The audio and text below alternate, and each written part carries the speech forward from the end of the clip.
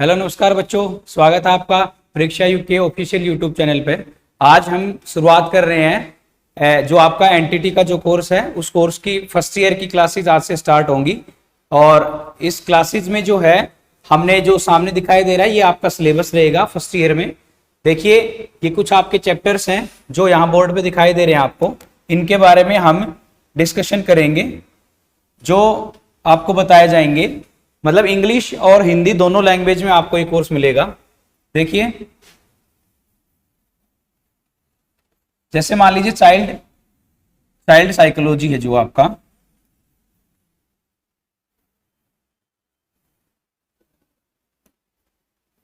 Child psychology का जो syllabus रहेगा इसके अंदर आपको शुरुआत से स्टार्ट करना है। मतलब ये आपका एक इंडेक्स है जो आपको दिखाई दे रहा है यहाँ बोर्ड पे।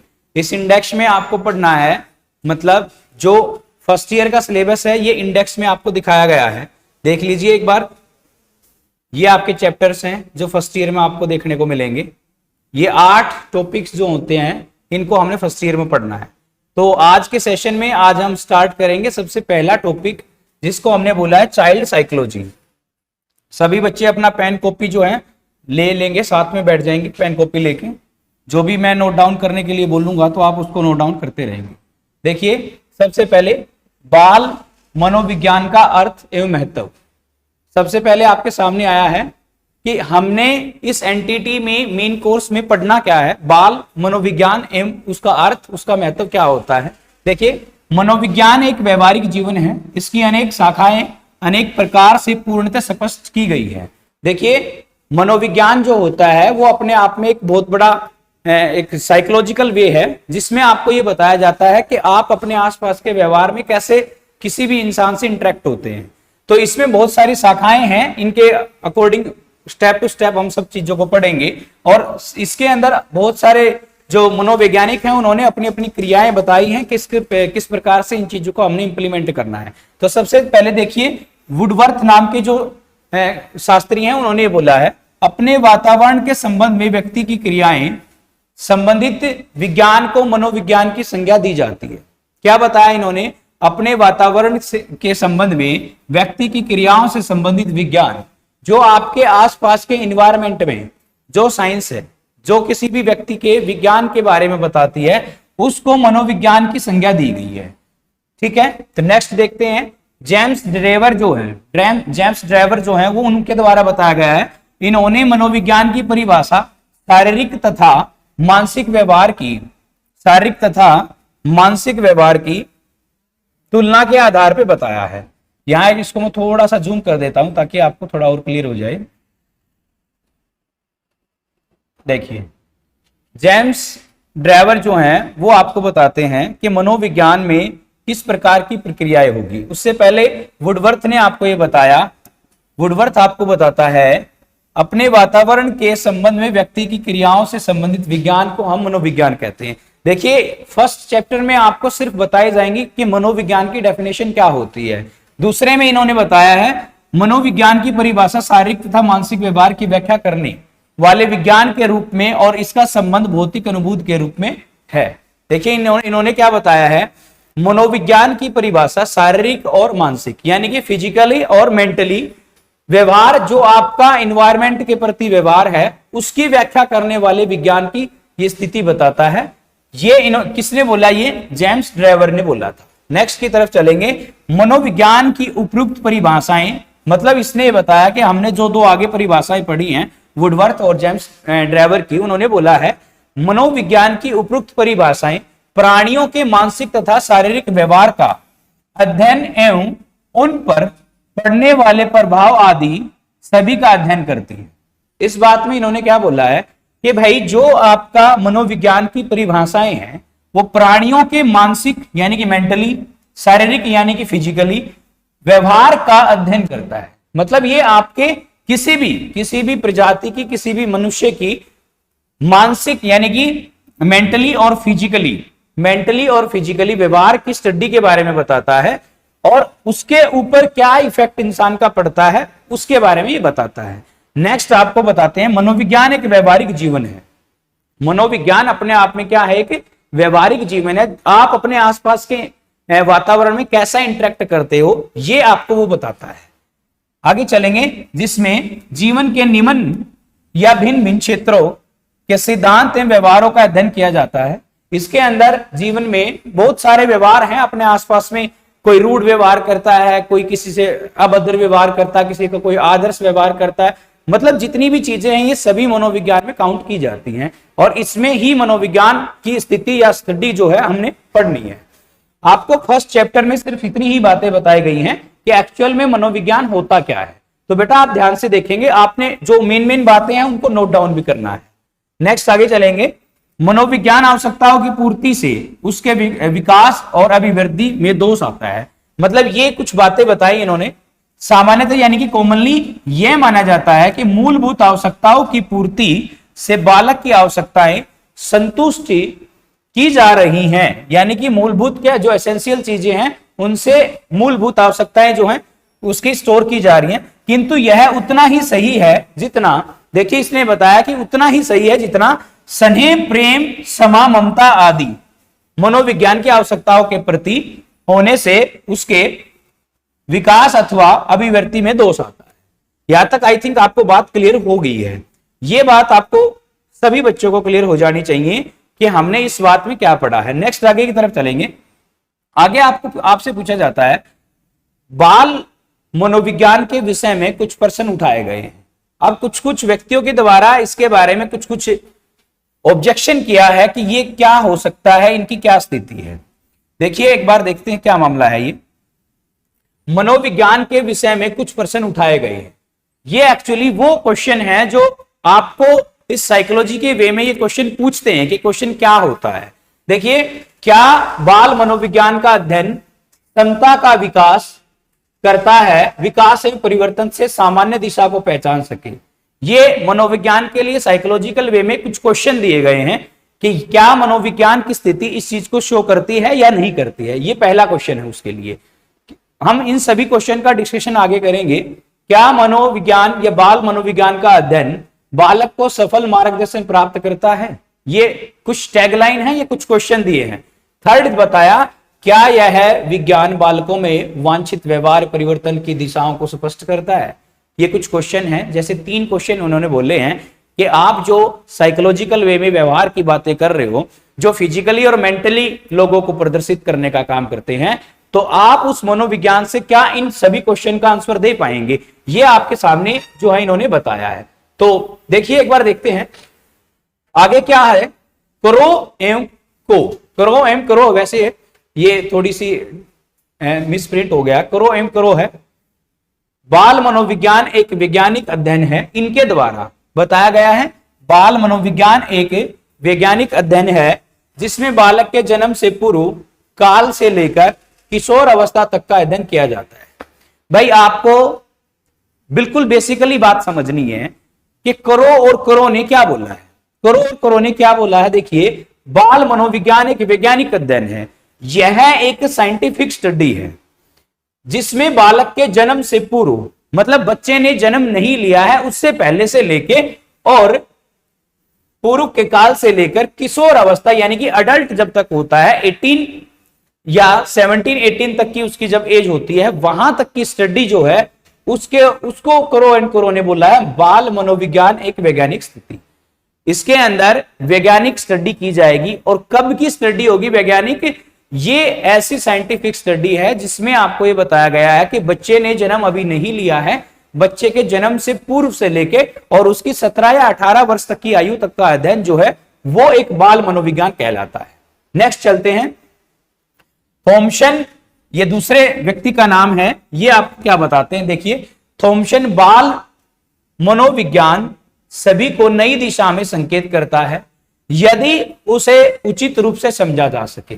इसने ये बोला है कि भाई जो बाल मनोविज्ञान है सभी को एक न्यू डायरेक्शन देता है, नई दिशा देता है, संकेत करता है यदि उसे सूचित रूप से समझा जा सके। यानी कि सूचित नहीं, ये उचित है, सॉरी, उचित रूप से समझा जा सके। मतलब इसमें इसने बताया है कि बाल मनोविज्ञान हर किसी को, चाहे कोई बच्चा मतलब हम अपनी लोकल लैंग्वेज में बोलते हैं, चाहे कोई बच्चा पढ़ाई में कमजोर हो, चाहे कोई बच्चा ओवर टैलेंटेड हो, लेकिन सबको एक नई डायरेक्शन दी जाती है मनोविज्ञान में। इसलिए बताया कि मनोविज्ञान एक ऐसी स्थिति है जो एक बार सबको एक नया डायरेक्शन देता है। उचित रूप से अगर इसको हम समझ सकें तो उचित समय पर उचित ढंग से विकास हो सके, हर बच्चा सफल तथा सुप्रसिद्ध व्यक्ति बन सकता है। देखिए इसने ये बोला है कि किसी भी मनोवैज्ञानिक व्यक्ति के लिए, किसी ने भी जब जन्म लिया है, करो ने बोला कि बच्चे के जन्म से लेकर और 18 या 17 साल तक की स्टडी या किशोर अवस्था तक का जो समय होगा, उस समय को हम क्या कह सकते हैं, इस बाल मनोविज्ञान का अध्ययन कह सकते हैं। फिर दूसरे व्यक्ति जो आए हैं थॉम्सन, वो ये कह रहे हैं कि भाई कोई भी साइकोलॉजिकल वे है, कोई भी मनोवैज्ञानिक स्थिति है, हर बच्चे को एक बार एक नया डायरेक्शन देता है, और अगर उस डायरेक्शन पे हम अच्छे तरीके से काम कर पाए तो हर इंसान और हर व्यक्ति उचित समय और उचित ढंग से अगर उसके ऊपर हम इंप्लीमेंट करते हैं तो हर बच्चा सफल और सुप्रसिद्ध व्यक्ति बन सकता है। यह मनोवैज्ञानिक थॉम्सन के द्वारा बताया गया है। यहां तक सबको क्लियर है? नेक्स्ट की तरफ चलते हैं, आगे क्या बात हो रही है इसमें। देखिए बाल मनोविज्ञान की एक शाखा के रूप में विकसित हुआ है।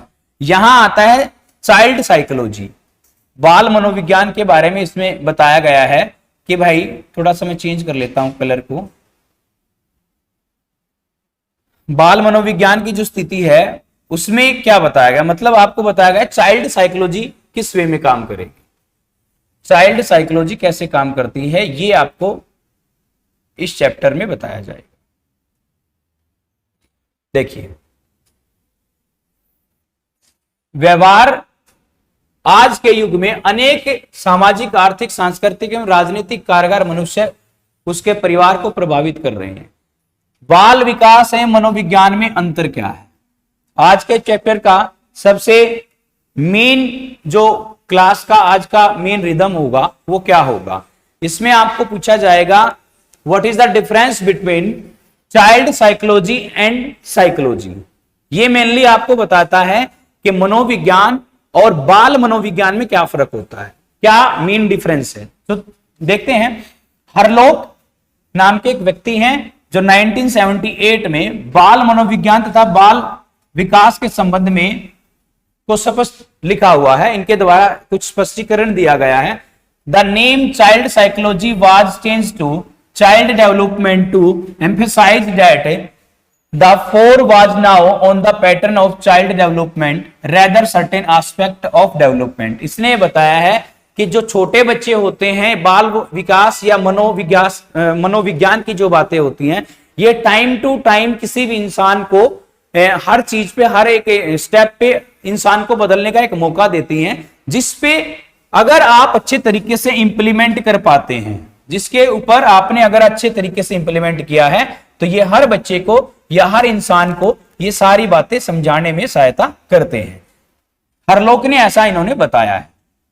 नेक्स्ट चलते हैं, अब आपके सामने आएंगी बाल मनोविज्ञान की कुछ विधियां हैं, इसको आप नोट डाउन कर लेंगे। ये इसमें आपको ये बताया गया है कि मनोविज्ञान के बाल विकास उस समय कहना प्रारंभ किया जब बाल मनोविज्ञान का क्षेत्र बाल अवस्था में युवावस्था तक हो गया है। मतलब आपको इसमें ये बताया गया है कि मनोविज्ञान को बाल मनोविज्ञान और मनोविज्ञान कैसे कहा गया है। तो कुछ टाइम पहले मैंने आपको बताया था कि जब बच्चे ने जन्म लिया है, बच्चे के जन्म से पूर्व से लेके और उसकी 17 या 18 किशोरावस्था तक का जो समय है, उसको हम बाल अवस्था या बाल मनोविज्ञान के रूप में कह सकते हैं। ये सारी बातें इन्होंने बताई हैं। नेक्स्ट चलते हैं, बाल मनोविज्ञान की विधियां।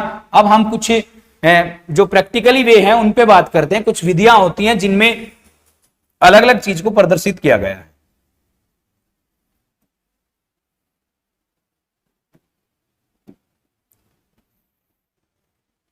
देखिए बाल मनोविज्ञान की विधियां। बाल मनोविज्ञान का अध्ययन करने के लिए मनोवैज्ञानिकों ने विधियों के वर्णन का विकास किया है। इस विधि से परिणाम प्राप्त होते हैं, उन्हें विश्वसनीय या वैध कहा जा सकता है। बाल मनोविज्ञान की अध्ययन विधियां निम्न प्रकार है। अब हमने पढ़नी है चाइल्ड साइकोलॉजी के मेथड्स। मतलब हम अब आगे की जो क्लासेस होगी अपनी, उसमें क्या पढ़ेंगे, स्टडी ऑफ या मेथड्स ऑफ चाइल्ड साइकोलॉजी, ठीक है, मेथड्स ऑफ चाइल्ड साइकोलॉजी, इसके बारे में हम आगे स्टडी करेंगे। सबसे पहले नंबर पे आता है मनोवैज्ञानिक विधि। ये आपको क्या कहते हैं, देखिए, मनोभौतिक विधि द्वारा मन तथा शरीर के संबंधों के आधार पर व्यवहार का अध्ययन किया जाता है। शरीर के विकास के साथ साथ शरीर की अन्य मानसिक शक्तियों का विकास भी होता है। इसी अध्ययन पर बुद्धि लब्धि की कल्पना तथा मानसिक आयु का विचार प्रतिस्थापित किया गया है। मनोवैज्ञानिक विधि का मतलब क्या है? ये एक ऐसी प्रक्रिया होती है जिसमें किसी भी इंसान के मन और शरीर के संबंधों के बीच का अध्ययन बताया गया है। आधार इसको रखा गया है किसी भी व्यक्ति के मन का और शरीर का, और आधार का व्यवहार जो है उसका अध्ययन हम किसमें करते हैं? मनोवैज्ञानिक विधि में करते हैं। आई थिंक आपको यह बात क्लियर होगी कि मनोवैज्ञानिक विधि आपको क्या बताता है, मनोवैज्ञानिक विधि में आपको क्या बताया गया है। नेक्स्ट है जो दूसरे नंबर पे आता है, आपका दूसरे नंबर पे है चिकित्सात्मक विधि। चिकित्सात्मक विधि क्या कहता है, एक बार देखेंगे।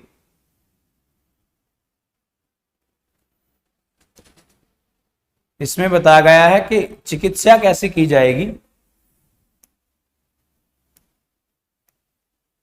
चिकित्सात्मक विधि में आपको क्या बताया गया है, देखिए, चिकित्सात्मक विधि साधारणतम अभीष्ट अधिगम, अधिगम का मतलब होता है लर्निंग, व्यक्ति या आचरण संबंधी जटिल ग्रंथियों के अध्ययनों के लिए काम में लाई जाती है।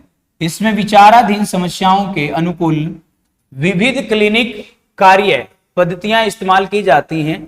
उनका लक्ष्य इस बात को पहचानना तथा मालूम करना होता है कि उन्हें ग्रंथियां किन कारणों से पैदा हुई वो, या उनमें ग्रंथि किन कारणों से पैदा हुई, और पात्र की सहायता जानी चाहिए। बालकों के कभी कभी असामान्य व्यवहार पाया जाता है, और यदि इस असामान्य व्यवहार का समय रहते उपचार नहीं किया जाता, इसमें मानसिक विशिष्टता विकसित होने लगती है। चिकित्सात्मक विधि द्वारा ऐसे बालकों का उपचार किया जाता है।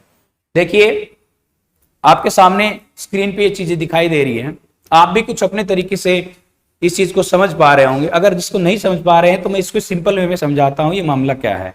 देखिए, चिकित्सात्मक विधि आपको ये बताती है कि भाई अगर कोई बच्चा ऐसा है जिसके ऊपर आपने इंप्लीमेंट करके उस बच्चे का डायरेक्शन चेंज कर दिया, या उस बच्चे को अगर आपने सिंपल वे से, अगर वो बच्चा ऐसा है जिसकी पढ़ाई की थोड़ा बहुत कुछ इशू है, उस वे से बदल के उस बच्चे को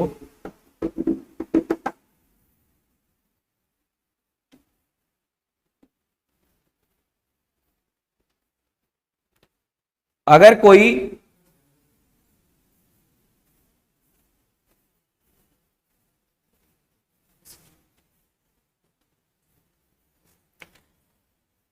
चलिए, चिकित्सात्मक विधि जो है आपको यह बताता है कि अगर किसी बच्चे में किसी की बुद्धि की क्षमता कमी है, उसकी बुद्धि में कोई दिक्कत है, मतलब बुद्धि लब्धि या उसके विकास में कोई दिक्कत है, तो उस सिचुएशन को इस चिकित्सात्मक विधि से हम सोल्व कर सकते हैं। इसमें अलग अलग प्रकार की विधियां होती हैं, आगे की क्लासेस में हम इन चीजों को पढ़ेंगे। अगर मान लीजिए किसी की ग्रंथि में कोई इशू है, देखिए आपको एक बात बता देता हूं, ग्लैंड्स जो होती हैं ह्यूमन बॉडी में, उसी के अकॉर्डिंग पूरे की पूरी ह्यूमन बॉडी आपकी डिसाइड की जाती है कि कौन सी ग्लैंड पे किस वे में काम किया जाएगा। बात समझ में आई कि नहीं आई, ये आपको बताया जाता है। कुछ हमें कमेंट्स करके भी बताएंगे, अगर आपको क्लासेस अच्छी लग रही हैं, रेगुलर वे में भी बात को समझ पा रहे हो तो आप कमेंट करके जरूर बताएंगे। तो देखिए, नेक्स्ट जो है तीसरे नंबर पे आती है नियंत्रित निरीक्षण विधि। नियंत्रित का मतलब होता है कंट्रोल करना। नियंत्रित निरीक्षण विधि बालक की निजी व्यवहार या मूल्यांकन करने में सहायता देती है। इसमें निरीक्षणकर्ता, इसमें आपका जो निरीक्षणकर्ता होता है वो चेक स्टिक या सिम्पटन शीट के द्वारा बालक के व्यवहार या आकलन करता है। इस विधि की अनेक प्रविधियों में से मुख्य रूप से इस प्रकार हैं। देखिए, नियंत्रित करने की विधि क्या होती है कि कंट्रोल कैसे किया जाएगा। बच्चा मान लीजिए अपने डायरेक्शन से हट रहा है, अगर आप किसी कक्षा में बच्चों को पढ़ा रहे हैं तो उस कक्षा में अगर कोई बच्चा ऐसा है जो अपने वे से थोड़ा सा अलग चल रहा है, तो आप उसको कैसे कंट्रोल करेंगे, उसको कैसे नियंत्रित करेंगे, इसको कहा जाता है नियंत्रित विधि। बात समझ में आई। तो देखिए इसमें सबसे पहले बताया गया है सामुदायिक सर्वेक्षण। इस विधि में नियंत्रित विधि जो है, नियंत्रित निरीक्षण विधि जो है, उसमें सबसे पहले नंबर पे बताया गया है सामुदायिक सर्वेक्षण। ये एक ऐसा सर्वे है, इसमें आपको पूरी कम्युनिटी के बेस पे आपको बताई जाएगी कि क्या बच्चों में इश्यू हो सकता है। देखिए इस विधि द्वारा किसी समुदाय में रहने वाले बालकों का अध्ययन किया जाता है। इसमें किसी विशेष समुदाय के बालकों में विशेष व्यवहार क्यों उत्पन्न होता है, यह अन्य समुदाय के बालकों के व्यवहार से क्यों भिन्न होता है, इसकी जानकारी मिलती है। तो भैया आपको एक बात बता देता हूं, सामुदायिक सर्वेक्षण एक ऐसा सर्वेक्षण या एक सर्वे है, उसमें आपको यह बताया गया है कि अगर मान लीजिए कोई बच्चा अर्बन जगह पे रहता है, यानी कि शहरी क्षेत्र में रहता है, तो उसकी बुद्धि का या उसके विकास का अंतर ग्रामीण बच्चे की बुद्धि के विकास के अंतर से कुछ डिफरेंट देखा जाता है। अगर मान लीजिए आप किसी भी एक कम्युनिटी में रहते हैं, वहां की कम्युनिटी में सभी एजुकेटेड इंसान हैं, मतलब आपकी जो कम्युनिटी है उसके आसपास के सभी लोग जागरूक हैं, बहुत अच्छे पढ़े लिखे हैं, तो अगर वो बहुत अच्छे पढ़े लिखे हैं तो आपका भी उनके ऊपर कोई ना कोई इफेक्ट जरूर पड़ेगा। इस प्रकार की जानकारी लेने के लिए जो सर्वेक्षण किया जाता है उसको हम सामुदायिक सर्वेक्षण विधि कहते हैं। बात क्लियर होगी है। नेक्स्ट आपको बताया जाता है चेकलिस्ट क्या होता है। यह बालकों के विभिन्न प्रकार के विकास और व्यवहार की एक सूची होती है। इस सूची में दिए गए पदों के अनुसार जांच करने की व्यवहार विकास निरीक्षण किया जाता है। मतलब ये एक प्रकार से एक परफॉर्मा होता है जिसमें एक लिस्ट बनाई जाती है, किस प्रकार का बच्चा कैसे बिहेव करेगा, किस कम्युनिटी का बच्चा कैसे बिहेव करेगा, ये एक लिस्ट होती है, इसको हम चेक लिस्ट बोलते हैं। नेक्स्ट देखते हैं परिस्थिति विश्लेषण। मतलब ये कंडीशनल बेस्ड स्टडी कराएगा आपसे। इसमें देखिए विभिन्न परिस्थितियों में घटने वाले बालकों के व्यवहार इस विधि द्वारा दिया जाता है। जैसे मान लीजिए माता पिता, शिक्षक, साथी, समुदाय आदि सभी पक्षों के व्यवहार में क्या भिन्नता पाई जाती है। इस बात की जानकारी उन परिस्थितियों को विश्लेषण करने से होती है जिसमें निर्देशित व्यवहार किया जाता है। देखिए मान लीजिए आपको मैं ये बात बोलूं कि कोई बच्चा ऐसा है जिसकी कंडीशन बिल्कुल लो है, फाइनेंशियली कंडीशन, उसका व्यवहार, उसकी संगत, उसके आसपास का क्षेत्र, सभी चीजें उस बच्चे के विकास के ऊपर कुछ ना कुछ इंप्लीमेंट करती हैं। मान लीजिए अगर कोई कम्युनिटी ऐसी है जिसमें सभी एजुकेटेड हैं, तो उनकी एजुकेशन के साथ साथ उस बच्चे के विकास में भी कुछ ना कुछ फायदा या इजाफा आपको देखने को मिलेगा।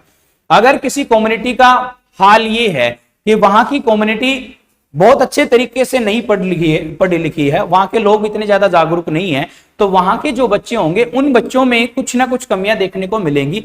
उनको हम अलग अलग विधि से ठीक भी कर सकते हैं, उसके विचार को, उसकी भावनाओं को या उसके विकास के स्थिति के स्तर को उसको हम अलग अलग वे में चेंज कर सकते हैं।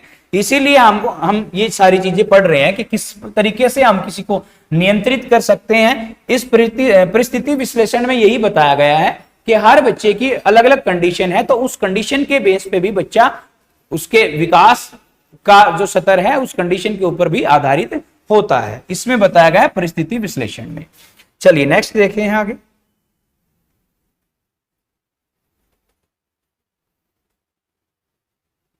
ये आपको आगे आया है समय निर्देशन। समय निर्देशन क्या होता है। समय निर्देशन आपको क्या समझाता है। इस विधि द्वारा किसी निर्धारित समय में बालक के विकास एवं व्यवहार का निरीक्षण किया गया है या किया जाता है। एक वर्ष में अनेक बालकों में शारीरिक विकास में भिन्नताएं, उसके कारकों की जानकारी इस विधि से दी जाती है।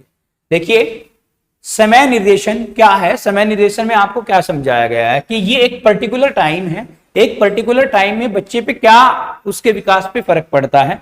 जैसे मान लीजिए 2 साल का बच्चा है तो उसके डेवलपमेंट में क्या फर्क है, फिर उससे ज्यादा 2 से आगे बढ़ता है, 3 का, 4 का, 5 का, 10 साल का, बाल्यावस्था, किशोरावस्था, ये सारी जब चीजें आती हैं तो उसके डेवलपमेंट में कहीं ना कहीं इजाफा होता है, इंप्लीमेंट होता रहता है, इंक्रीज होता है, उसके डेवलपमेंट में कोई ना कोई फायदा होता है, मतलब कोई ना कोई बात उसके एडवांस में जुड़ती जाएंगी। आगे नेक्स्ट आती है प्रश्नावली विधि। विभिन्न प्रश्नों के उत्तर बालकों से प्राप्त किए जाते हैं। ये एक ऐसी विधि है, अनेक उत्तरों के अध्ययन पर बालक के विकास का अध्ययन किया जाता है। जीन स्टैनले हॉल जो है बहुत ही प्रसिद्ध हैं, ये सर्वप्रथम 123 प्रश्नों की सूची बोस्टन स्कूल के बच्चों को अध्ययन करने के लिए तैयार की गई थी। मैं आपको इसके बारे में थोड़ी सी बात बताता हूं। स्टैनले हॉल जो हैं उनके द्वारा 123 बच्चों के 123 क्वेश्चन उन्होंने ऐसे तैयार किए थे, जो हर बोस्टन एक स्कूल है वहां उस स्कूल के बच्चों से 123 क्वेश्चन के आंसर देने के लिए उनको प्रेरित किया है कि आपने अपने अपने वे में अलग अलग तरीके से इन सभी क्वेश्चन का आंसर देना है। तो सभी बच्चों ने उस क्वेश्चन के आंसर, मतलब उसमें रैंडमली क्वेश्चन होते हैं, मान लीजिए आपके सामने एक ड्राफ्ट रख दिया तो आपको इनमें से क्या करना है कि मतलब आपको सिलेक्ट करना है कि भाई ये ड्राफ्ट है आपके सामने, सिलेक्ट करके आपको ये बताना है कि ग्रीन कलर के बॉक्स कितने हैं, व्हाइट कलर के बॉक्स कितने हैं। मतलब रैंडमली कोई भी क्वेश्चन ऐसे हो सकते हैं जो प्रैक्टिकली भी हो और थोड़ी से थ्योरेटिकल भी हो। उन सबको कहा जाता है प्रश्नावली विधि। आप प्रश्न पूछ के किसी बच्चे से, अगर आप किसी बच्चे से कोई क्वेश्चन पूछते हो और उस क्वेश्चन को पूछने के बाद आपसे ये आप निर्णय लेते हो कि इस बच्चे का विकास कैसा है, तो उस विधि को, उस मेथड को क्या बोलते हैं, प्रश्नावली विधि। आगे की तरफ चलते हैं। पायल, स्टॉल आदि ने इस विधि का आश्रय लिया। इस विधि की सीमाएं इस प्रकार हैं, कुछ इसकी बाउंडेशन या कुछ बाउंड्री बताई गई हैं। देखिए, बच्चे प्रश्नों का भाव कठिन भाषा में होने के कारण समझ नहीं पाते हैं या समझा नहीं पाते हैं। मतलब बात यह है कि कोई क्वेश्चन ऐसा है जिसको बच्चा खुद तो समझ लेता है, लेकिन दूसरे को प्रदर्शित करने में, दूसरे को प्रेजेंटेट करने में वो थोड़ा सा हिचकता है। कुछ बच्चे ऐसे होते हैं जो अपने आप में तो समझ लेते हैं। अगर आपने कक्षा में उससे पूछा कि बेटा 2 और 2 कितने होते हैं, 2+2 कितने होंगे, तो उसको तो पता है 4 होते हैं, लेकिन उसको प्रेजेंट करने में वो थोड़ी सी दिक्कत में रहता है। तो इस प्रकार की समस्याएं उसके सामने आ सकती हैं। काम संबंधी प्रश्नों से उत्तर नहीं मिल पाते हैं, मतलब जो क्वेश्चन है या कुछ काम करने के लिए उसको बोला गया है, उससे संबंधित आपको उसके आंसर नहीं मिल पाए, तो इस प्रकार की समस्या भी बच्चे में क्रिएट हो सकती है। जानबूझकर गलत उत्तर आ जाते हैं। कई बार ऐसा हो जाता है बच्चा मतलब जानबूझकर गलत आंसर भी दे देता है, तो ये कुछ कठिनाइयां होती हैं। इसमें ये कुछ सीमाएं हैं, बाउंडेशन है, कुछ कठिनाइयां भी आपके सामने आएंगी। इस प्रकार की विधि में माता पिता पक्षपात पूर्ण उत्तर देते हैं। भाई मान लीजिए आपके माता पिता या उस बच्चे के माता पिता से आप कंक्लूजन करते हो, तो वो कुछ पक्षपात वे में आंसर कर देते हैं। आपको पता है समाज में रूढ़िवादिता है, बच्चे मतलब लड़का और लड़की में कुछ समाज में कुछ जो डिफरेंस होते हैं, उनके कारण भी ऐसा हो सकता है कि माँ बाप जो है कुछ पक्षपात क्वेश्चन का आंसर दे दें। आगे है जीवन वृत्तांत विधि। इस विधि द्वारा बालकों के जीवन क्रम का लेखा जोखा सतर्कता पूर्वक रखा जाता है। बालक के जन्म के समय होने वाली घटनाओं का संकलन किया जाता है। माता पिता, अभिभावक या रिश्तेदारों से बालकों के बारे में सूचना मांगी जाती है। 1885 में प्रेयर ने जर्मनी में इस विधि का प्रयोग किया था।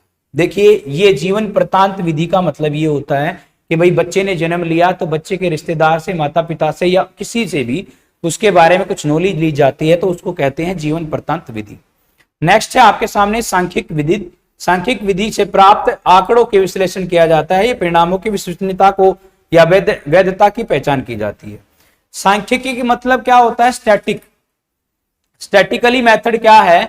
इसमें आपको ये बताया जाता है कि भाई बच्चा आपको क्या आंसर कर रहा है, उसकी आपसे एक सूची बनाइए। उस सूची के आधार पे आप बच्चे का विकास का स्तर या उसके डेवलपमेंट की जो स्टेज है उसको चेक कर लीजिए। ये एक सिंपल सा मेथड होता है। नेक्स्ट देखते हैं भाई, आगे सामने आपके आया है खेलों का वर्णन। बच्चे किस किस प्रकार के खेल खेलना पसंद करते हैं, ये बाल मनोविज्ञान में ही आपको पढ़ाया जाएगा कि कैसे बच्चे को खेल में इंटरेस्ट ज्यादा होने लग जाता है, या किस प्रकार के खेल बच्चे के लिए जरूरी होते हैं, कैसे खेल बच्चे को खेलने चाहिए, या कौन सा खेल ऐसा है जो बच्चे को नहीं खेलना चाहिए। उन सब के बारे में नॉलेज जो है ये दी जाती है। देखिए, समझते हैं बात को। एक्चुअल में यहां बताया गया है क्लासिफिकेशन ऑफ गेम। गेम यानी कि खेल का वर्णन क्या होगा, क्लासिफिकेशन क्या है, कितने टाइप के मनोवैज्ञानिक वे में जो हम पढ़ रहे हैं कितने प्रकार के खेल होते हैं। तो सबसे पहला खेल नंबर बताया इसने सक्रिय खेल, दूसरा बताया मनोरंजन एवं असक्रिय खेल। कुछ खेल ऐसे होते हैं जिनमें आप एक्टिव होते हो, कुछ खेल ऐसे होते हैं जिनमें आप इंटरटेनमेंट से भर जाते हो। जो इंटरटेनमेंट से भर जाते हैं उन खेलों को हम बोलते हैं असक्रिय खेल और मनोरंजन वाले खेल। और जो खेल ऐसे हैं जो एक्टिव वे में आपको रखते हैं, जैसे मतलब खेलना, मतलब कुछ ऐसा खेल जिसमें आपकी शारीरिक क्रियाओं पे पूरा पूरा फोकस हो, तो उनको बोलते हैं एक्टिव गेम। तो चलिए एक बार बताता हूं आपको एक्टिव गेम यानी कि सक्रिय खेल क्या है। इसमें क्या बताया गया है, सक्रिय खेल वह खेल है जिनमें बालकों को स्वयं अपनी क्रियाओं अनुरूप आनंद आता है। बालक खेलों के माध्यम से आनंदित होते हैं या आनंद पाते हैं। अधिकांश सक्रिय खेल खेलना पसंद करते हैं, किंतु इन खेलों को कुछ तथ्य प्रभावित करते हैं, जैसे लड़कों की तुलना में लड़कियां सक्रिय खेल कम खेलना पसंद करती हैं। सक्रिय खेलों का बालकों के स्वास्थ्य से सीधा संबंध है। स्वस्थ बालक अधिक सक्रिय खेल खेलना पसंद करते हैं तथा इस प्रकार दुर्लभ एवं बीमार बच्चों की तुलना में स्वस्थ बालक अधिक सक्रिय खेलों का संतुष्ट प्राप्त करते हैं।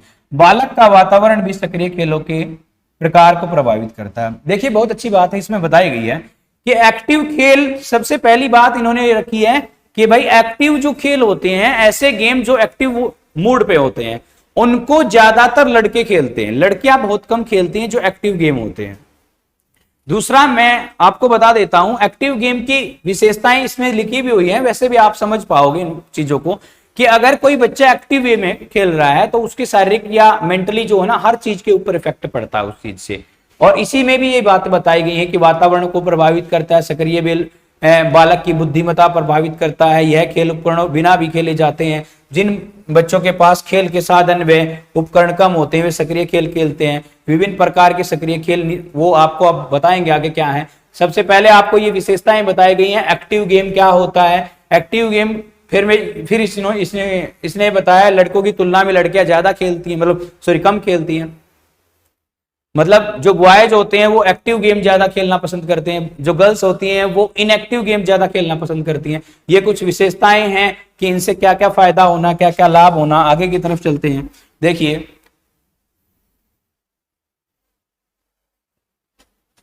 सबसे पहले इसमें कुछ कलात्मक गेम, ये गेम्स के मतलब एक्टिव जो गेम है उनके टाइप्स आपको बताए गए हैं।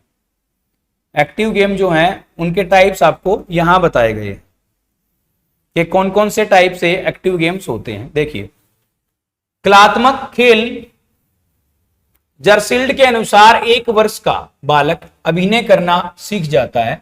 जिस वातावरण में वह रहता है उसका बालक के खेल पर प्रभाव पड़ता है तथा उसे बालक अपने खेलों में प्रतिबिंबित करता है। कलात्मक खेलों से परिवार और खेलों में उतारना, माता पिता और बच्चों के संबंध, गुड़िया घर से स्थापित करना आदि का दृश्य प्रस्तुत करता है। भाई कलात्मक खेल ऐसा है जो कुछ प्रैक्टिकली गेम जिसको हम कह सकते हैं, इसमें बच्चे को कुछ ना कुछ करना पड़ेगा। इसमें बच्चे को कोई ना कोई रोल जो है जरूर रखना पड़ता है। जैसे मान लीजिए माता पिता ने बच्चे को कुछ भी एक क्राइटेरिया दे दिया कि घर पे बैठ के भाई गुड़िया बनाना है या कुछ और करना है, मतलब ऐसी चीजें जिनमें बच्चा थोड़ा सा अपने आप को एक्टिव समझे, उनको कलात्मक विधि बोलते हैं, जो प्रैक्टिकली भी होती हैं कुछ वे में। दूसरे नंबर पे आता है संग्रहात्मक खेल। इसमें बताया गया जैसे जैसे बालक वातावरण से अधिक प्रभावित होता है वैसे वैसे उसके आसपास के सुंदर आकर्षक वस्तुएं आकर्षित करने लगती हैं, उन्हें संग्रह कर लेना चाहता है। इसी प्रकार इस प्रेरणा से जुड़े खेल जैसे सीपी, पत्थर के चिकने टुकड़े, सिगरेट, चाक आदि, ये यहां पे गलत है, आदि बालक एकत्रित करते पाए जाते हैं। देखिए बात को समझिए, ये आपको कह रहा है कि बच्चा जब बच्चा थोड़ा सा बड़ा होता है या उसको ये पता चलता है कि भाई मेरे आसपास में ये चीजें किस वे की हैं या कैसी सुंदर चीजें हैं, वो जो चीजें उसको थोड़ी सी अट्रैक्ट होती हैं सॉरी, जो चीजें अट्रैक्ट करती हैं उसको, तो वो ये चाहता है कि इन सभी चीजों को मैं अपने पास रख लूं। इस प्रकार के भी खेल देखे जाते हैं, उनको संग्रहात्मक खेल कहा जाता है। ये भी एक एक्टिव जो गेम है यानी कि सक्रिय जो खेल हैं उनके एक विधि हम पढ़ रहे हैं या उनके टाइप्स हम पढ़ रहे हैं, उनमें ही आता है कलात्मक खेल। दूसरे नंबर पे आता है संग्रहात्मक खेल। थर्ड वन क्या है, तीसरे नंबर पे आता है शारीरिक खेल। जिन खेलों में सामाजिक गुणों से अधिक शारीरिक क्रियाओं को महत्व होता है उन शारीरिक खेल, उन्हें शारीरिक खेल कहा जाता है, जैसे विकास मांसपेशियों के लिए, क्रियात्मक विकास के लिए उपयोगी है। भाई ये सबसे अच्छी चीज है कि जो आपको फिजिकली किसी गेम में इन्वॉल्व करता है उसको मैं सबसे ज्यादा एक्टिव मानता हूं। अगर आप देखिए संग्रह करना है तो आप एक जगह पे बैठ के संग्रह कर सकते हो, इसमें आपकी थोड़ी सी बुद्धि का ही विकास हो सकता है। जब आप शारीरिक कोई भी मेहनत करते हैं या छोटे बच्चे कोई भी शारीरिक मेहनत करते हैं, उसमें क्या होता है, उसमें बच्चे का खुद का, उसकी माइंड का भी डेवलपमेंट होता है और उसका शारीरिक वे में भी डेवलपमेंट होता है। तो ये सबसे अच्छा मेरे हिसाब से है, बाकी आपके हिसाब से भी यही होगा। दूसरा इसके नेक्स्ट है आपका स्वतंत्र खेल। यह खेल वे खेल हैं जिनमें बालक कुछ नया सर्जन करने का प्रयास करता है, उस पर समय की नियमों की बंदिश नहीं रहती। यह खेल उन बालकों के लिए अत्यंत उपयोगी हैं जो कुछ नया करने का प्रयत्न करते हैं, जैसे गुड़िया, गुड्डा, गुल्ली डंडा आदि। कुछ गेम्स ऐसे होते हैं जो इंडिपेंडेंट गेम होते हैं। इंडिपेंडेंट गेम्स ऐसे होते हैं जिसमें बच्चा किसी गुड़िया को बना रहा है, कोई गुड्डा गुड़िया से खेल रहा है, कोई गुल्ली डंडा खेल रहा है, कोई कुछ और गेम खेल रहा है। तो ये ऐसे गेम हैं जो अपने आप में इंडिपेंडेंट हैं, ये स्वतंत्र गेम होते हैं, बच्चा किसी भी वे में इनको खेल सकता है, कहीं भी खेल सकता है। आगे आते हैं संगठित खेल क्या होते हैं। ये खेल समूह में खेले जाने वाले खेल होते हैं, मतलब ये एक ग्रुप्स गेम बोला जाता है, इनको ग्रुप में खेलने वाले गेम हैं। बाल्यकाल में यह खेल बालकों में अत्यंत प्रचलित होता है। इन खेलों में ज्यादातर मैदान में खेलने वाले खेल आते हैं, जैसे football, cricket, kho kho etcetera इत्यादि। देखिए ये आपको बताते हैं कि कैसे कैसे गेम ऐसे हैं जो सॉरी कौन कौन से गेम ऐसे हैं जो ग्रुप्स में खेले जाते हैं। जैसे मान लीजिए खो खो है, फुटबॉल है, क्रिकेट है, ये सभी गेम्स ऐसे होंगे जो आपको सिर्फ किस में खेलने को मिलेंगे, ग्राउंड में खेलने के लिए मिलेंगे। और इनको खेलने के लिए आपको क्या करना पड़ेगा, कहीं ना कहीं ग्राउंड में जाना पड़ेगा। ग्रुप्स वाले जो गेम्स होते हैं, जैसे फुटबॉल है, आप घर पे तो खेल नहीं सकते इसको, क्रिकेट को नहीं खेल सकते। ये सारे गेम ऐसे हैं जिनको आपको खेलने के लिए किसी एक समूह की आवश्यकता पड़ती है।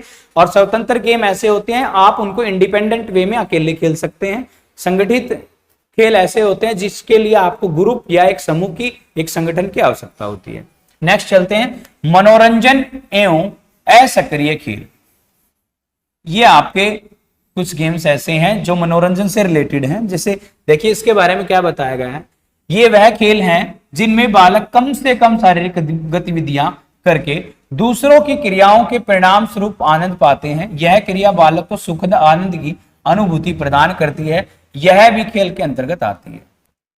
मतलब कोई भी ऐसा गेम जिसमें बच्चा इंटरटेनमेंट होता है, मतलब अपने आप को मनोरंजन से युक्त समझता है, मनोरंजन उसकी क्रियाकलाप को समझता है, तो ऐसे गेम को हम भले ही इनएक्टिव बोलते हो, लेकिन कहीं ना कहीं दिलचस्पी बच्चे की इस गेम में भी होती है। मतलब इनएक्टिव तो हैं, मनोवैज्ञानिक स्थिति में इनको इनएक्टिव तो हम कह सकेंगे, लेकिन ये ऐसे गेम हैं जिनमें बच्चा मनोरंजन से भर जाता है, बच्चे को इंटरटेनमेंट ज्यादा फील होता है ना। तो देखिए सबसे पहले देखो टेलीविजन देखना, भाई टेलीविजन देख रहा है बच्चा, तो उसमें क्या होगा, बच्चा अपने आप को इंटरटेनमेंट से भर रहा है, अपने आप को मनोरंजनात्मक स्थिति में तो डालता है, लेकिन वो एक्टिव वे में नहीं है, इनएक्टिव वे में है, एक जगह पे बैठ के आराम से टीवी देख रहा है वो, ठीक है।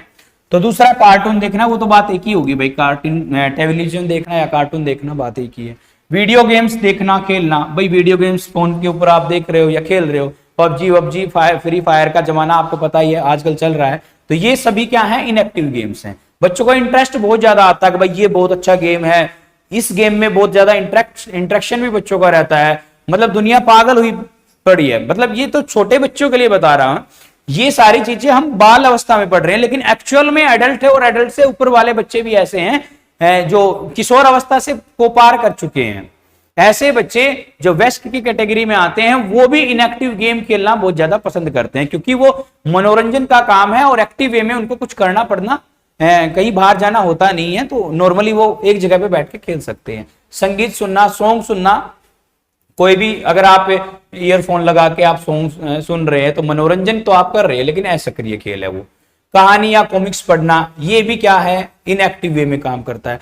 प्रदर्शन करना, किसी भी चीज को प्रेजेंटेशन करना या किसी चीज को देखना, वो भी क्या है, एक मनोरंजन एवं असक्रिय खेल का भाग है। तो आगे इसमें पढ़ते हैं मानसिक स्वास्थ्य क्या होता है। ये आई थिंक ये बातें आपको क्लियर होंगी। अगर फिर भी किसी को कोई डाउट बचता है तो आप हमें कमेंट करके बता सकते हैं।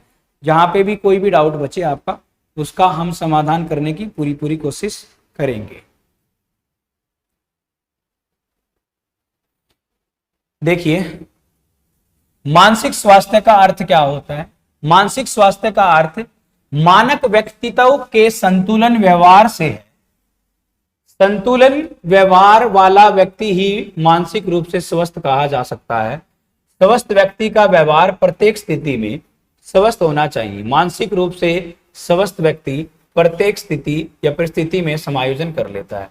भाई, मानसिक रूप से स्वस्थ व्यक्ति का मतलब क्या है कि कोई भी इंसान ऐसा है जो मेंटली एक जगह पे स्टेबल अपने आप को कर पाता है। भाई, एक कम्युनिटी है, उस कम्युनिटी में कुछ व्यक्ति ऐसे हैं जो थोड़े से एजुकेटेड हैं, कुछ ऐसे हैं जो मीडियम टाइप के हैं, कुछ ऐसे हैं जो बिल्कुल ही बीपीएल में भी आते हैं और आर्थिक वे में भी कमजोर हैं और पढ़ाई में भी कमजोर हैं।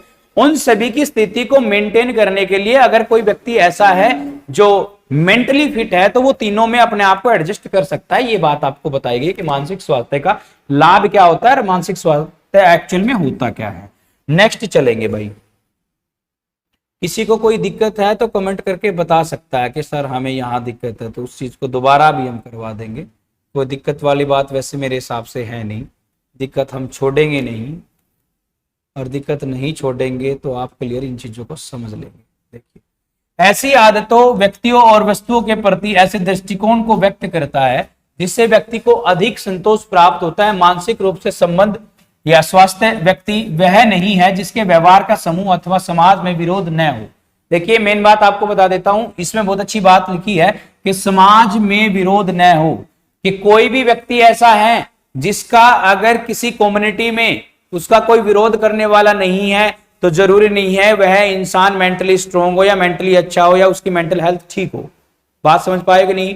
मेंटली हेल्थ हर इंसान की ठीक हो तो वो इंसान अपने आप को एडजस्ट कर पा रहा है, उसका विरोध नहीं कर रहा है कोई भी, तो जरूरी नहीं हो सकता कि वो इंसान मेंटली जो है हेल्थी हो सकता है या स्वस्थ हो सकता है। इस प्रकार मानसिक स्वास्थ्य समायोजन की प्रक्रिया है जिसमें समझौता तथा सामंजस्य, विकास तथा निरंतरता का समावेशता या समावेशता करता है या रहता है। इसमें ये आपको नॉर्मली आपको भी बताया गया है कि भाई कोई भी व्यक्ति मानसिक रूप से अगर ठीक है, स्टेबल है, तो वो कैसे काम करेगा। हर कोई व्यक्ति ऐसा नहीं है जिसका समाज में विरोध हो रहा है वही मतलब मेंटली फिट नहीं है। ऐसे भी इंसान समाज में बहुत सारे हैं जिनका विरोध नहीं होता है लेकिन फिर भी वो मेंटली फिट हैं। ठीक है ना? आगे देखिए, मानसिक स्वास्थ्य की परिभाषा। इसके बारे में कुछ विद्वान हैं जो अलग अलग अपने अपने तर्क देते हैं। जैसे लाडेल के अनुसार बताया गया, संपूर्ण व्यक्ति की पूर्ण संतुलन क्रियाशीलता को मानसिक स्वास्थ्य कहते हैं।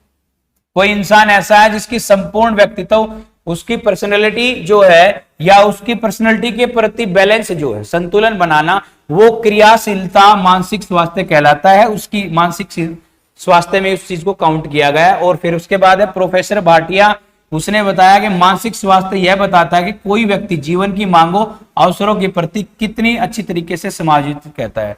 देखिए, मान लीजिए रोटी, कपड़ा और मकान, तीन मनुष्य की जो मेन एसेंशियल चीजें होते हैं जिनको प्राप्त करने के लिए इंसान हर कोई काम करता है। तो यहाँ ये बताया गया है कि जरूरी नहीं है कि हर इंसान फिट हो, विरोध ना हो तो फिट हो। बहुत प्रोफेसर भाटिया जो है वो ये कह रहे हैं मानसिक स्वास्थ्य यह बताता है, मेंटली हेल्थ या मेंटली जो कोई भी व्यक्ति मानसिक रूप से स्वस्थ है उसके बारे में ये बताया गया है कि वो जीवन में अलग अलग डिमांड जब आती हैं या उसके पास अपॉर्चुनिटी आती है, उनके प्रति कितना ज्यादा अच्छे तरीके से उनको हैंडल करता है, वो अपने आप में फिजिकली फिट है या मेंटली फिट है। बात समझे कि नहीं समझे? आगे चलते हैं भाई। स्वास्थ्य, मनुष्य मानसिक स्वास्थ्य के लक्षण। अब आपको कुछ सिम्टम्स बताए गए हैं कि भाई कौन आदमी ऐसा है जो मानसिक रूप से स्वस्थ है। तो आप भी चेक कर लेंगे यहाँ पे अगर आप मानसिक रूप से स्वस्थ हैं या नहीं है। तो अगर कोई आदमी ऐसा है जो अपने आप को ये मानता है कि भाई मैं मेंटली फिट हूं या नहीं हूं, मैं चेक करना चाहता हूं, तो यहाँ चेक हो जाएगा, देख लेना। ये कुछ सिम्टम्स बताए गए हैं। यहां हम आपको बताएंगे कुछ सिम्टम्स, यानी कि लक्षण क्या है कि कोई आदमी कैसे फिट है, इसके बारे में लक्षण क्या है। देखिए, अपने व्यवसाय में अत्यधिक संतोष प्राप्त करता है, ऐसा व्यक्ति किसी कार्य के प्रति शीघ्र निर्णय लेता है। मतलब कोई काम करना है तो उसको तुरंत एक्शन लेगा। यह सहनशीलता से युक्त होता है, सहनशील होता है। जीवन में आने वाली कठिनाइयों को सहन करने की क्षमता रखता है। मानसिक रूप से स्वस्थ व्यक्ति अपने उद्देश्य की प्राप्ति में सफलता प्राप्त करता है। मानसिक रूप से स्वस्थ व्यक्ति वातावरण से भली भांति समायोजन कर लेता है। वातावरण को वो अच्छी तरीके से अपने आप को सेट कर लेता है। किसी भी इन्वायरमेंट में आपको उसी के अनुसार उसके अनुरूप बदल देता है। वह अपने संवेगों पर नियंत्रित करता है। संवेदनशीलतात्मक स्थिति परिपक्वता यानी कि मेच्योरिटी पाई जाती है। कोई ऐसा व्यक्ति है जो मेंटली फिट है तो उसकी मेच्योरिटी ठीक ठाक पाई जाती है, अच्छी मेच्योरिटी का होता है, परिपक्व होता है। ऐसे व्यक्ति की आशंकाएं उच्च स्तर की होती हैं, मतलब उसकी एक्सपेक्टेशन बहुत ऊंची होती हैं ऐसे व्यक्ति की। यह व्यक्ति जीवन के प्रति स्वस्थ दृष्टिकोण रखता है। मतलब उसके जीवन में जो एस्पेक्ट आएंगे उनके प्रति अपने आप को बिल्कुल तैयार रखता है। ऐसा व्यक्ति अपने स्वास्थ्य के प्रति बहुत सजग रहता है। मतलब जो मेंटली फिट इंसान है, जो हेल्थी है, अपने आप को मेंटली हेल्थ में अपने आप को ठीक ठाक मानता है, तो उसको क्या करने का होता है, वो अपने आप को स्वस्थ जरूर रखेगा। ठीक है, स्वास्थ्य बहुत जरूरी है। मेंटली हेल्थ अगर आपको अच्छी रखनी है तो उसके लिए स्वास्थ्य बहुत जरूरी होता है। नेक्स्ट आपके सामने आ गया है मानसिक स्वास्थ्य और शिक्षा। मानसिक स्वास्थ्य और शिक्षा में आपको क्या पढ़ना है, ये आपके सामने आ चुका है। देखिए, मानसिक स्वास्थ्य और शिक्षा। शिक्षा के इतिहास में एक समय था जब बच्चे की बुद्धि, रुचि एवं मानसिक स्थिति की ओर कोई ध्यान नहीं देता या ध्यान नहीं दिया जाता था। शिक्षा पूर्णतः अध्यापक केंद्रित थी और शिक्षा का मुख्य उद्देश्य बच्चों की 3 R's का ज्ञान देना। किंतु अब शिक्षा का केंद्र बालक बन गया है। उसकी मानसिक स्थिति, रुचि व अन्य योग्यताओं के आधार पर मानकर ही पाठ्यक्रम का निर्णय लिया जाता है। शिक्षा का उद्देश्य बालक का सम विकास करना। यदि बालक मानसिक दृष्टि से स्वस्थ नहीं होंगे तो उनकी रुचि पढ़ाई में नहीं होगी और वह शिक्षा का लाभ नहीं उठा सकेंगे।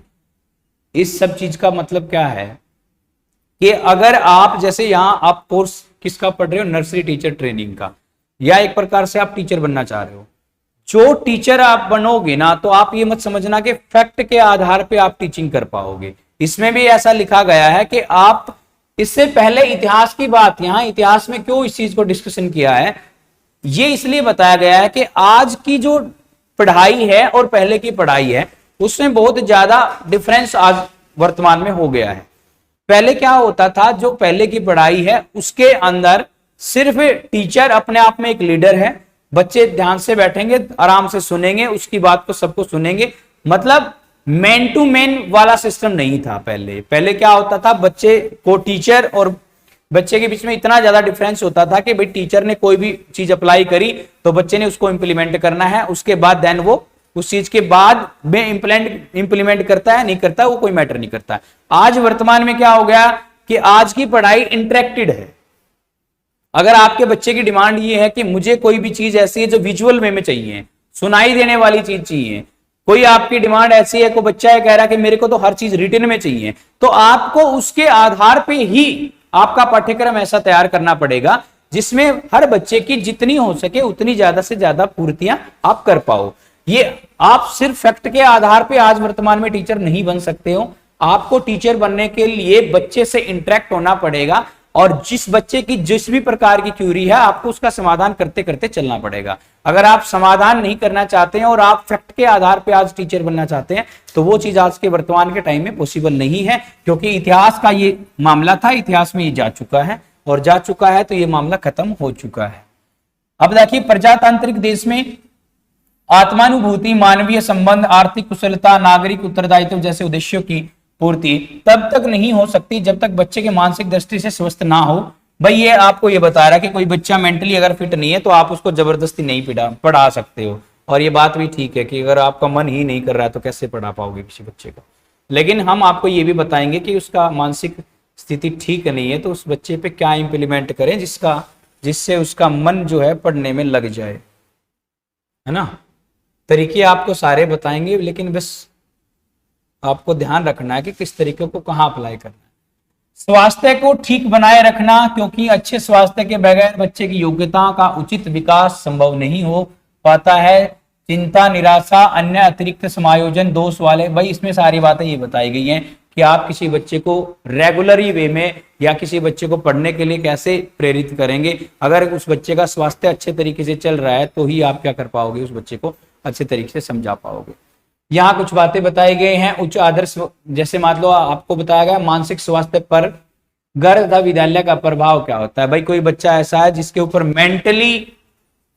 मेंटली क्या क्या ऑर्डर्स होते हैं, जिसमें बच्चा अपने घर पे और विद्यालय पे या शिक्षक के द्वारा या माता पिता के द्वारा कैसे इंटरेक्ट होता है, कैसे कोई चीज समझ पाता है। उच्च आदर्श प्राय माता पिता बालकों की व्यक्तित्व भिन्नता का विचार किए बिना ही बच्चे के लिए ऊंचे आदर्श का निर्माण कर लेते हैं। बच्चे जब तक उन आदर्शों की पूर्ति नहीं कर पाते तब मानसिक असमायोजन की वृद्धि होती है।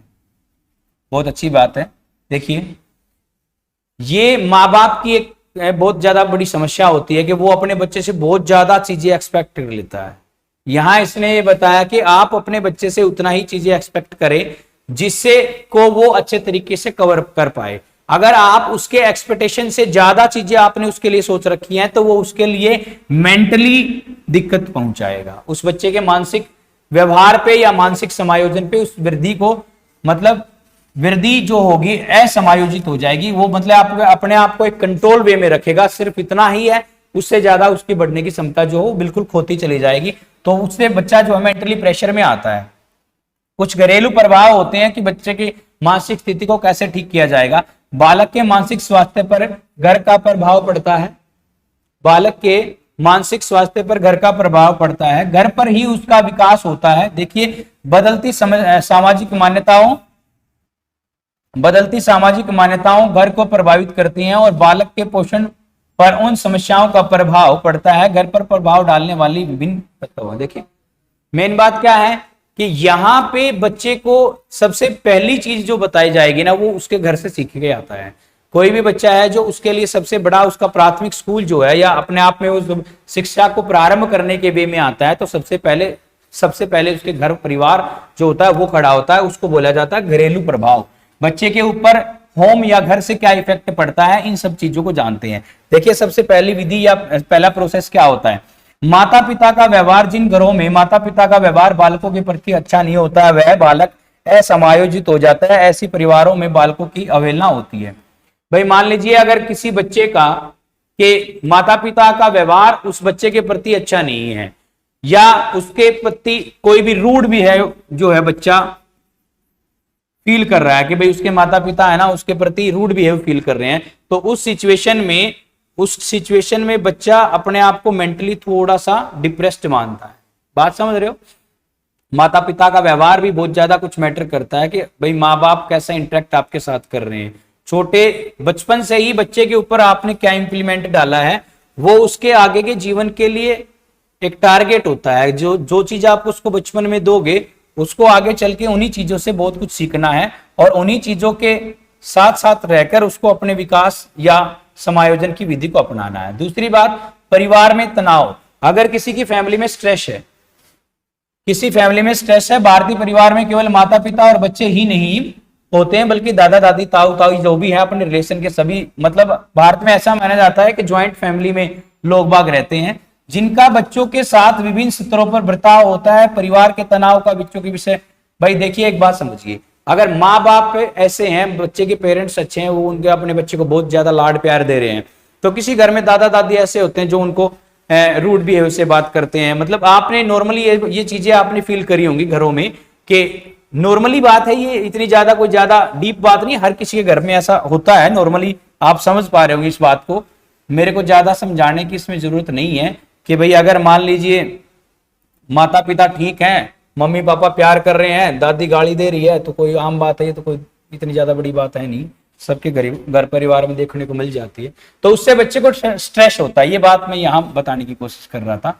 आगे है घर का अनुशासन, डिसिप्लिन कैसा है आपके घर में, आपके घर में किस प्रकार से बच्चे रह रहे हैं, किस प्रकार से नहीं रह रहे हैं, आपका बिहेव, आपका डिसिप्लिन बहुत कुछ मेंटली हेल्थ के ऊपर डिपेंड करता है। कहीं कहीं बच्चे को जरा सी गलती पर सजा दी जाती है। भाई मान लीजिए किसी के घर में ऐसा एक स्ट्रिक्ट नियम है, डिसिप्लिन बना रखा है कि भाई अगर मान लीजिए ऐसा है कि किसी वे में अगर आपने कोई काम कर लिया है, भाई कोई छोटी माइनर सी भी गलती हो जाए उसके लिए बहुत बड़ी मेजर आपको सजा भुगतनी पड़े, वो भी बच्चे के लिए मेंटली डिप्रेशन का कारण बन जाती है।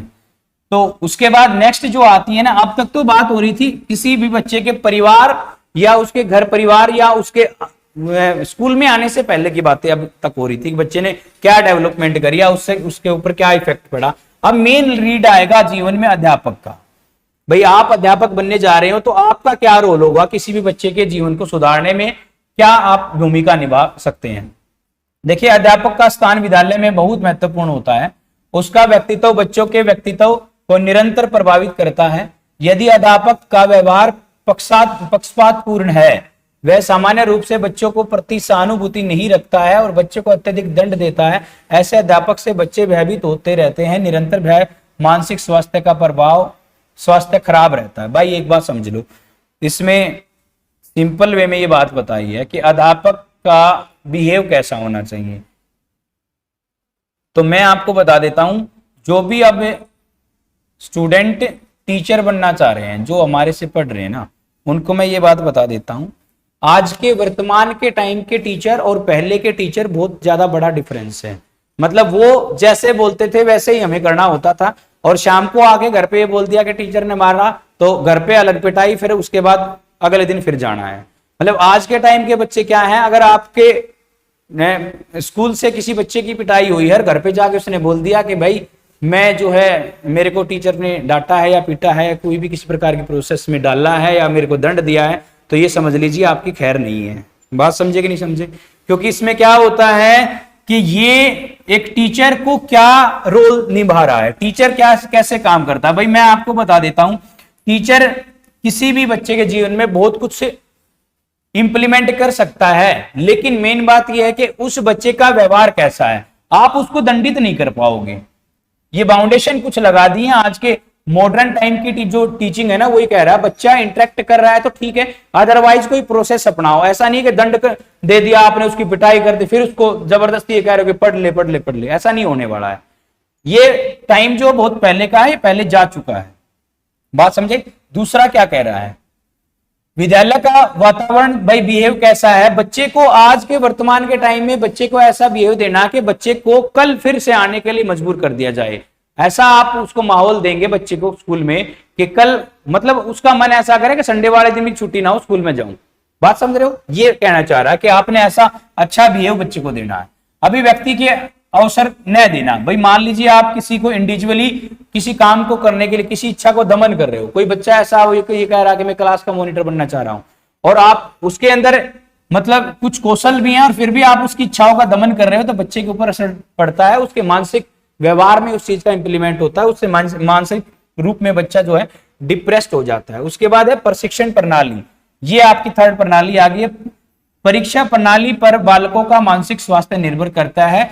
यदि परीक्षा प्रणाली ऐसी है जिसमें बालक की परीक्षा का ठीक मूल्यांकन नहीं हो पाता है, तो बालक की योग्यता का सही पता नहीं लगेगा और यह बालक वातावरण में अपने आप को समायोजित नहीं कर पाएगा। भाई एक बात ये समझ लो, इसमें यह बताया कि आपने किसी बच्चे का मूल्यांकन किया, आपने किसी बच्चे का प्रशिक्षण किया, आपने 20 नंबर का टेस्ट लिया, 20 नंबर के टेस्ट में बच्चे को कितने नंबर दिए, उस हिसाब से बच्चा ये अपने आप को एडजस्ट कर पा रहा है। अगर मान लीजिए आपने काउंटिंग में, मार्किंग में कहीं दिक्कत कर दी है, तो बच्चा अपने आप को समायोजित नहीं कर पाता है। बच्चा, मेन बात क्या है कि आपको पक्षपात वे में काम नहीं करना है, आपको पक्षपात वे में काम नहीं करना, प्रशिक्षण प्रणाली ये आपको बताती है। तो आज के लिए आपकी क्लास में इतना ही, फिर मिलते हैं दोबारा से नेक्स्ट क्लास में। और अगर फिर भी आपको कोई परेशानी, कोई भी किसी प्रकार की समस्या है, तो आप हमें कमेंट करके बता सकते हैं। क्लास कैसी लगी वो भी बता सकते हैं। चैनल को सब्सक्राइब कर लीजिए, आने वाले अपडेट के लिए जुड़ जाइए। Thank you so much.